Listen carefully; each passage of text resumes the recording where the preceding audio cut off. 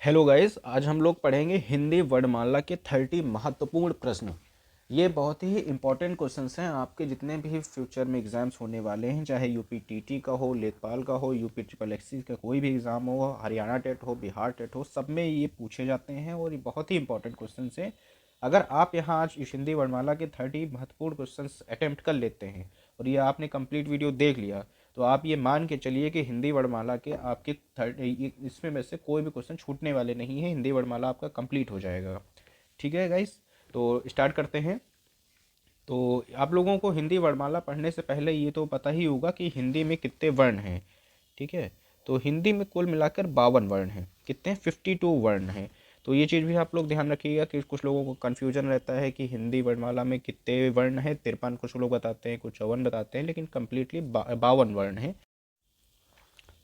तो जैसे हम लोगों ने देखा कि 52 वर्ण होते हैं हिंदी वर्णमाला में, तो इसमें से स्वरों की संख्या कितनी होती है? स्वर, जिसको इंग्लिश में कहते हैं वॉवेल्स, स्वरों की संख्या होती है 11। और अगर ये चीज़ संस्कृत में पूछी जाती है स्वरों की संख्या, तो वहाँ होती है 13, पर हिंदी में होती हैं 11। और दूसरी चीज़, व्यंजन कितने हैं? तो मूल व्यंजन जो हैं वो 33 हैं। ठीक है, 33 मूल व्यंजन हैं आप लोगों के। 33 मूल व्यंजन हैं आप लोगों के, जिसमें से दो जो हैं उच्छिष्ट आते हैं और दो हो जाते हैं अयोगवाह और 4 संयुक्त अक्षर। तो टोटल मिला के कितने हो गए? 52 हो जाएंगे। तो ये 33 प्लस 2 प्लस 2 प्लस 4 प्लस आपके 11, तो कंप्लीटली आपके 52 हो जाते हैं वर्ण। तो अब हम लोग आगे बढ़ते हैं। तो पहला क्वेश्चन है आप लोगों का, हिंदी वर्णमाला में ऊष्म व्यंजन कौन से हैं? तो option A, option B, option C या फिर ऑप्शन डी।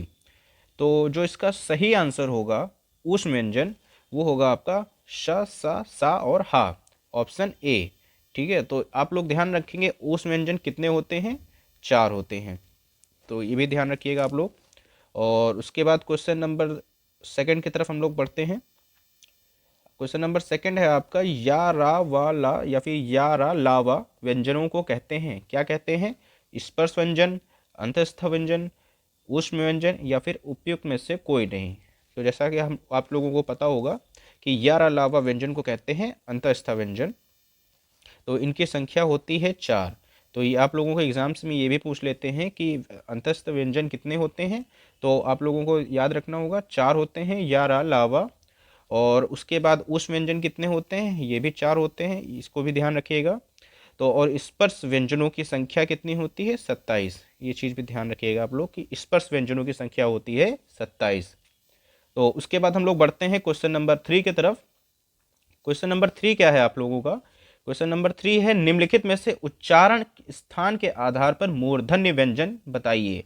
उच्चारण के आधार पर बताना है आप लोगों को कि मूर्धन्य व्यंजन इसमें से कौन से हैं। ऑप्शन नंबर ए है गा या फिर घा, ऑप्शन नंबर बी है जा या फिर झा, ऑप्शन नंबर सी है डा ढा, और ऑप्शन डी पा और फा। तो इसका सही आंसर हो जाएगा ऑप्शन नंबर सी। तो ऑप्शन नंबर सी आपका हो गया सही आंसर, मूर्धन्य व्यंजन। ठीक है, मूर्धन्य व्यंजन किनको कहते हैं? जो मुंह के भीतर की छत का अगले भाग से जो वर्ण बोले जाते हैं। ठीक है, मुंह के भीतर की छत के अगले भाग से। तो इसमें से कौन कौन से हो जाते हैं? जैसे टा वर्ग हो गया आपका, टा वर्ग में जितने आते हैं, जैसे टा हो गया, ठा हो गया, और डा हो गया, ढा हो गया, और णा हो गया, और शा भी आता है आपका मूर्धन्य में। तो इन सबको भी ध्यान रखिएगा आप लोग कि मूर्धन्य व्यंजन में एक कौन कौन से वर्ण हैं। क्वेश्चन नंबर 4 है आप लोगों का, निम्नलिखित में से अल्प प्राण वर्ण कौन से हैं? तो इसके ऑप्शन है, ऑप्शन ए आ, ऑप्शन बी है का गा, ऑप्शन सी है था दा, था और धा, ऑप्शन डी है फा और भा। तो इसका सही आंसर हो जाएगा ऑप्शन बी, अल्पप्राण व्यंजन जो है या फिर अल्पप्राण वर्ण है आपके का और गा। तो अल्पप्राण की शॉर्ट ट्रिक होती है कि प्रत्येक वर्ग, ठीक है, जैसे कौन कौन से वर्ग, जैसे का वर्ग है, और चा वर्ग है, टा वर्ग है, ता वर्ग है, और पा वर्ग है। तो जैसे का वर्ग के अंतर्गत कौन कौन से आ जाते हैं? खा आ जाता है, का आ जाता है, खा आ जाता है, गा, घा और अंगा।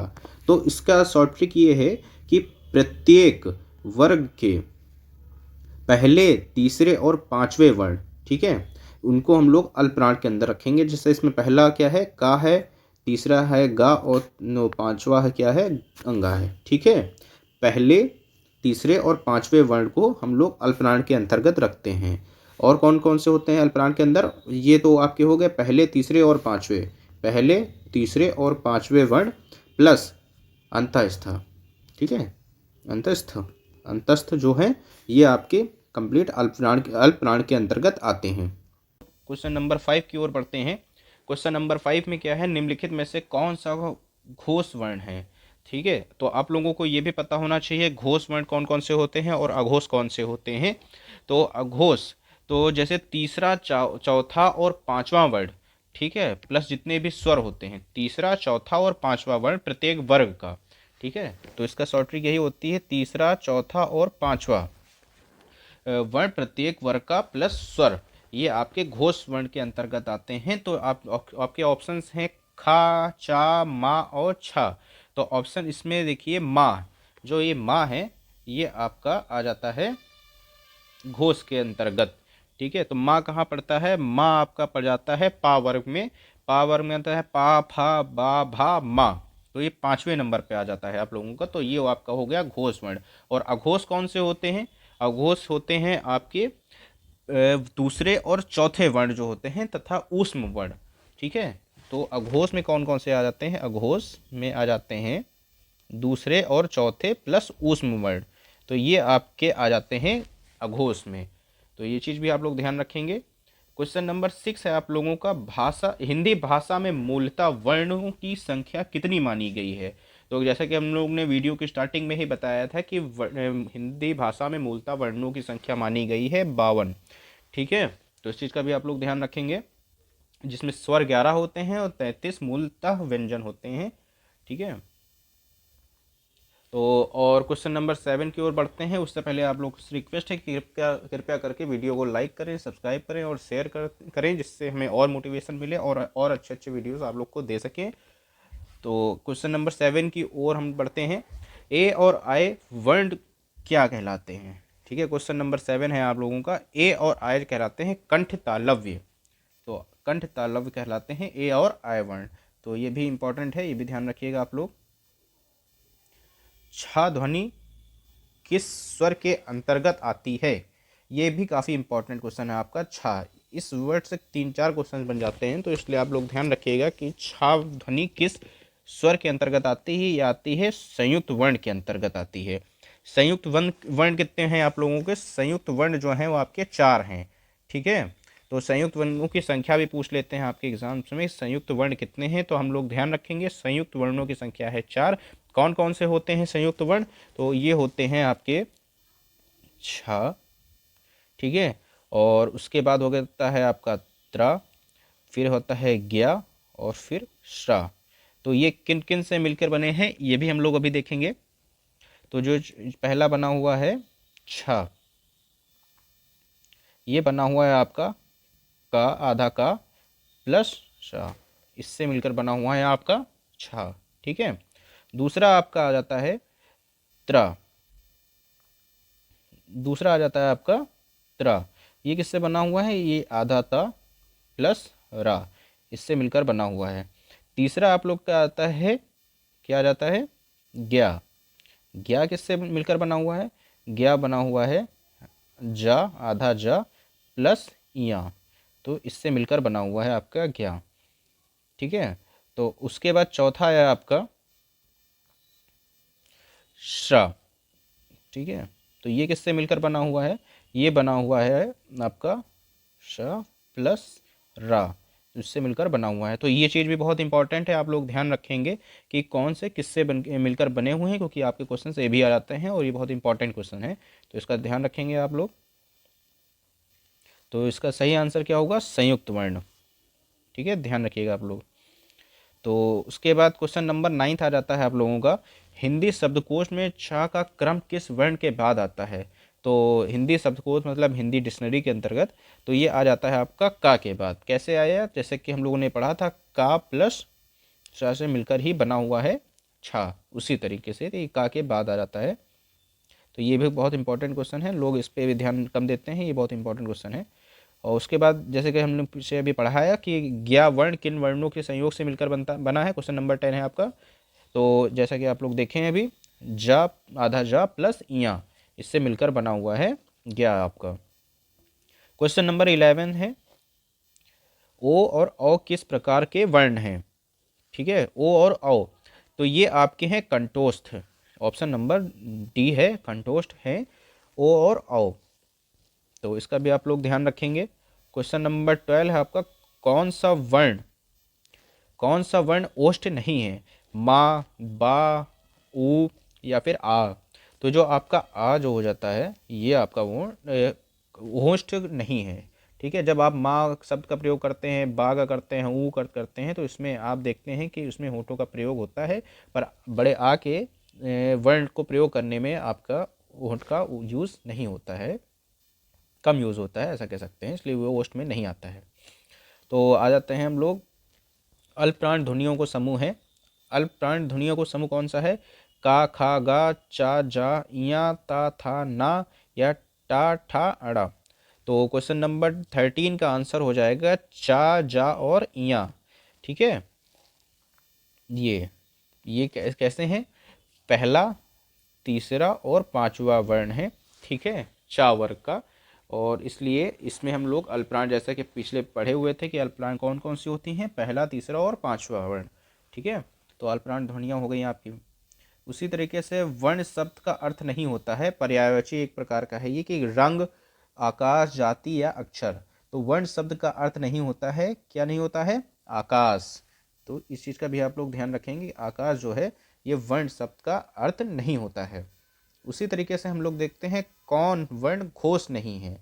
तो रा, ता, सा और डा, तो इसमें घोष कौन सा नहीं है, ता जो है आपका ये घोष नहीं है, और बाकी सब घोष हैं। किन ध्वनियों को अनुस्वार कहा जाता है। तो ऑप्शन ए है, स्वर के बाद आने वाली नासिक की ध्वनियाँ, स्वतंत्र रूप से उच्चरित ध्वनियाँ, स्वर के साथ आने वाली ध्वनियाँ, या फिर ऑप्शन डी, व्यंजन के बाद आने वाली ध्वनियाँ। तो इसका सही आंसर हो जाएगा ऑप्शन ए, स्वर के बाद आने वाली नासिक की ध्वनियाँ जो होती हैं उन्हें अनुस्वार कहा जाता है। अब हम लोग देखते हैं क्वेश्चन नंबर 17।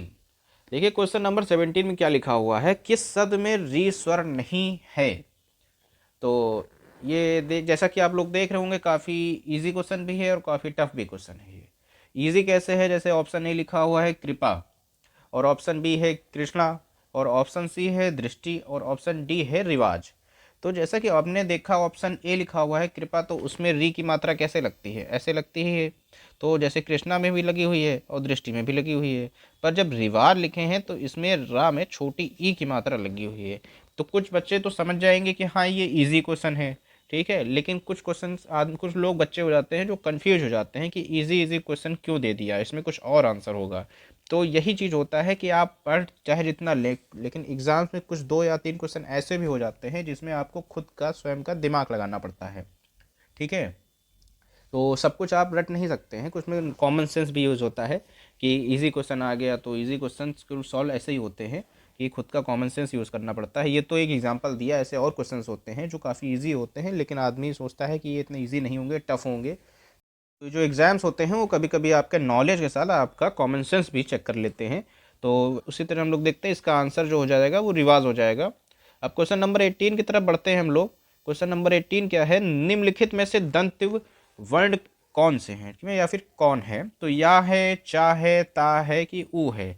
तो इसका आंसर जो है वो ऑप्शन सी है, ता। ता जो है वो ता वर्ग के अंतर्गत जितने भी आते हैं वो सब दंत के अंतर आ जाते हैं। तो इसमें कौन कौन से आ जाते हैं, जैसे हो गया आपका ता वर्ग के अंतर्गत आ जाता है ता खुद स्वयं हो गया, फिर आपका था हो जाता है, फिर दा हो जाता है, फिर धा हो जाता है और ना हो जाता है, ये सब ता वर्ग के अंतर्गत आते हैं। तो ये सब दंत वर्ण के अंतर्गत हैं। 19 की तरफ बढ़ते हैं हम लोग, घा का उच्चारण स्थान कौन सा है। तो ऑप्शन ए है मूर्धा है, ऑप्शन बी है कंठ, ऑप्शन सी तालु, या फिर ऑप्शन डी दंत। तो जैसा आप लोगों ने घा को पढ़ा होगा, घा कब आता है, कावर के अंतर्गत आता है, का, खा, गा, घा, फिर अंगा आता है, तो घा जो है आपका का वर्ग के अंतर्गत आएगा। किसके अंतर्गत आएगा? का वर्ग के। और का वर्ग के अंतर्गत जितने भी आते हैं वो सब कंठ होते हैं, ठीक है, उच्चारण स्थान उनका कंठ होता है। तो यहाँ ऑप्शन बी सही हो जाएगा आपका। तो ऑप्शन क्वेश्चन नंबर 20 की तरफ बढ़ते हैं हम लोग। हिंदी शब्दकोश के अनुसार संतान, सकल, सचल, सक्षम शब्दों का सही क्रम है। तो ऑप्शन ए है संतान, सकल, सचल या सक्षम। ऑप्शन बी है सकल, संतान, सचल, सक्षम। ऑप्शन सी है सकल, सचल, संतान या सक्षम। या फिर ऑप्शन डी है संतान, सकल, सक्षम या सचल। तो इसमें सही आंसर जो होगा आप लोगों का ऑप्शन डी हो जाएगा, क्योंकि हिंदी शब्दकोश या फिर डिक्शनरी के अकॉर्डिंग आपका ऑप्शन डी सही हो जाएगा। देखिए संतान हो जाएगा सबसे पहले, फिर हो जाएगा सकल, फिर हो जाएगा सक्षम, फिर हो जाएगा सचल, ठीक है। फिर अब हम लोग देखते हैं क्वेश्चन नंबर 21। तो क्वेश्चन नंबर 21 में क्या पूछा गया है आप लोगों से कि निम्न में से महाप्राण वर्ण हैं। तो जैसा कि हम लोगों ने अभी पीछे पढ़ा हुआ है, अल्पप्राण और महाप्राण दो प्रकार के होते हैं वर्ण। तो पहला अल्पप्राण में हम लोग ने पढ़ा था कौन कौन से होते हैं। अल्पप्राण आपके हो जाते हैं 1, 3, 5 वर्ग के, प्रत्येक वर्ग के पहले, तीसरे और पांचवें प्लस अंतस्थ, ये हो जाएगा अंतस्थ, ये हो जाते हैं आपके अल्पप्राण के अंतर्गत, ठीक है। किसके अंतर्गत? अल्पप्राण के अंतर्गत। और उसके बाद हम लोग देखते हैं महाप्राण, ठीक है। उसके बाद देखते हैं हम लोग महाप्राण। महाप्राण के अंतर्गत कौन कौन से आ जाते हैं? महाप्राण के अंतर्गत आ जाते हैं दूसरा और चौथा तथा ऊष्म वर्ण, ठीक है। जितने ऊष्म वर्ण होते हैं प्लस दूसरा और चौथा, प्रत्येक वर्ग के दूसरे और चौथे वर्ण जो होते हैं वो आ जाते हैं महाप्राण के अंतर्गत। तो इसमें ऑप्शन नंबर 21, क्वेश्चन नंबर 21 में देखते हैं तो ये आ जाता है आपका था जो हो जाता है वो ता के बाद आता है, ता वर्ग में ता और था। 22 है, क्वेश्चन नंबर 22 है आपका। हिंदी शब्दकोश में अंग व आहा किस वर्ण के साथ आता है? ऑप्शन नंबर ए है औ, फिर है आ, फिर है अंग, फिर है आहा, फिर है आपका आ, ठीक है। तो इसमें हम लोग देखते हैं आपका सही आंसर क्या हो जाता है? आ, ठीक है। अंग व आहा जो है वो किस वर्ण के साथ आता है? आ वर्ण के साथ आता है। फिर आ जाता है आप लोगों का क्वेश्चन नंबर 23। जैसा कि हम लोगों ने पीछे अभी पढ़ा हुआ था कि उसी प्रकार का क्वेश्चन है, छा वर्ण किसके योग से बना है? तो ऑप्शन नंबर ए है आधा का या प्लस सा, आधा का प्लस शा प्लस का छा और का शा। तो इसका सही आंसर जो हो जाएगा ऑप्शन ए हो जाएगा आपका। छा वर्ण किससे बना हुआ है? का आधा का प्लस शा, ठीक है। तो 24 क्वेश्चन नंबर की तरफ हम लोग पढ़ते हैं। निम्न में से कौन सा शब्द अमात्रिक है? अमात्रिक मतलब इसमें हम लोग देख सकते हैं जिसमें मात्रा न लगी हो। कारखाना है, अमिताभ है, कलरव है या चहचहाना है। तो इसका सही आंसर हो जाएगा ऑप्शन सी, कलरव। क्वेश्चन नंबर 25 क्या है आप लोगों का? क्वेश्चन नंबर 25 है अयोगवा कहा जाता है। अयोगवा किसको कहते हैं हम लोग? ऑप्शन ए है विसर्ग को, ऑप्शन बी है महाप्राण को, ऑप्शन सी है संयुक्त व्यंजन को, फिर या फिर ऑप्शन डी है अल्पप्राण को। तो जो हम लोग अयोगवा कहते हैं वो ऑप्शन ए विसर्ग को कहते हैं। किसको कहते हैं? विसर्ग को अयोगवा कहा जाता है, ठीक है। फिर क्वेश्चन नंबर 26 की तरफ हम लोग बढ़ते हैं। क्वेश्चन नंबर 26 है आप लोगों का, टा वर्ग में किस प्रकार के व्यंजन हैं? टा वर्ग में कौन कौन से व्यंजन आते हैं? मूर्धन्य आते हैं, ठीक है। कौन सा आता है? मूर्धन्य आते हैं आप लोगों के। तो टा वर्ग में और कौन कौन से होते हैं? जैसे टा हो गया, ठा हो गया, डा हो गया, ढा हो गया, अड़ा हो गया, ये आपके सब मूर्धन्य में आते हैं, ठीक है। अब क्वेश्चन नंबर 27 की तरफ बढ़ते हैं हम लोग। हिंदी वर्णमाला में अंग और आहा क्या है? स्वर हैं, व्यंजन हैं, अयोगवा हैं कि संयुक्त व्यंजन हैं? तो इसका सही आंसर हो जाएगा आपका अयोगवा। हिंदी वर्णमाला में अंग एवं आहा जो हैं वो अयोगवा हैं, ठीक है। फिर क्वेश्चन नंबर 28 की तरफ हम लोग बढ़ते हैं। इसमें क्या लिखा हुआ है? निम्नलिखित में से कौन सा संयुक्त व्यंजन नहीं है? तो छा हो गया, शा हो गया, त्रा हो गया और स्रा हो गया। तो ये जिसमें सही आंसर क्या हो जाएगा आपका कि संयुक्त व्यंजन नहीं है, ये हो जाएगा ऑप्शन बी। क्यों? जैसे हम लोग ने पढ़ा था का छा दो है वो का प्लस शा से बना हुआ है, त्रा भी ता रा से बना हुआ है और स्रा भी बना हुआ है किससे? शा प्लस रा से। तो उसी तरह ऑप्शन बी जो है वो संयुक्त व्यंजन नहीं है। तो क्वेश्चन नंबर 29 की तरफ बढ़ते हैं हम लोग। तो इसमें क्या लिखा हुआ है, निम्नलिखित में से कौन सा व्यंजन जो है पार्श्विक है। तो इसमें ऑप्शन ए है या, उसके बाद है शा, ला या फिर झा। तो इसका सही आंसर जो होगा वो हो जाएगा आपका ला। तो इसी टाइप का एक क्वेश्चन और पूछा जाता है कि निम्नलिखित में से कौन सा व्यंजन जो है लुंठित है। ठीक है, और जब लुंठित पूछा जाएगा तो उसका आंसर क्या हो जाएगा आपका, रा हो जाएगा। ठीक है, तो ये चीज़ भी आप लोग ध्यान रखेंगे कि अगर आपका पार्श्विक पूछेंगे तो ये आपका हो जाएगा ला, और जब लुंठित पूछेंगे तो क्या हो जाएगा, रा हो जाएगा। ठीक है, ये भी बहुत मोस्ट इंपॉर्टेंट क्वेश्चंस में से एक है, कई बार आप लोगों के एग्जाम्स में आया हुआ है, तो इसको आप लोग ध्यान रखेंगे। और नेक्स्ट क्वेश्चन की तरफ बढ़ने से पहले आप लोग से रिक्वेस्ट है कि कृपया करके चैनल को लाइक करें, सब्सक्राइब करें और शेयर करें, जिससे मैं और अच्छे अच्छे वीडियोस आपको दे सकूं, जिससे आप लोगों की कंपटीशन की तैयारी और बेटर हो सके।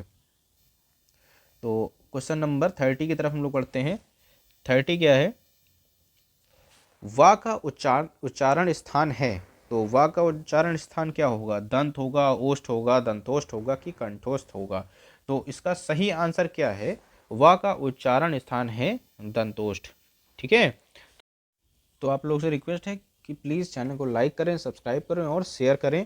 तो और इसके बाद में और अच्छे अच्छे वीडियोस अभी आने वाले हैं। बिल्कुल आप लोगों के कंपटीशन से कोई क्वेश्चन छूटेंगे नहीं, सारे क्वेश्चन इसी में से आएंगे। आप लोग याद रखें कि जितने भी वीडियोस मैं बना रहा हूँ सब बहुत ही मोस्ट इंपॉर्टेंट क्वेश्चंस के वीडियोस ही बनाऊंगा। ठीक है, कि बिल्कुल आपके एग्जाम्स में आने की 100% गारंटी रहेगी उसकी।